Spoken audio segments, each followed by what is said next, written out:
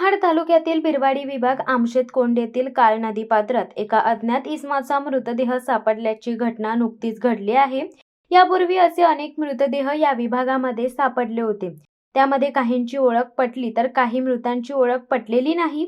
सदरचा मृतदेह हा कुजलेल्या व सडलेल्या अवस्थेमध्ये पोलिसांना सापडला असून अज्ञात इसमाचा बुडून मृत्यू झाला असावा असा अंदाज पोलिसांनी वर्तवला आहे। महाड MIDC पोलीस ठाणे येथे या मृतदेहाची आकस्मिक मृत्यू अशी नोंद करण्यात आली आहे। घटनास्थळी पोलीस पाटील सुरेंद्र चव्हाण व पोलीस कर्मचारी दाखल झाले असून पंचनामा प्रक्रिया सुरू आहे।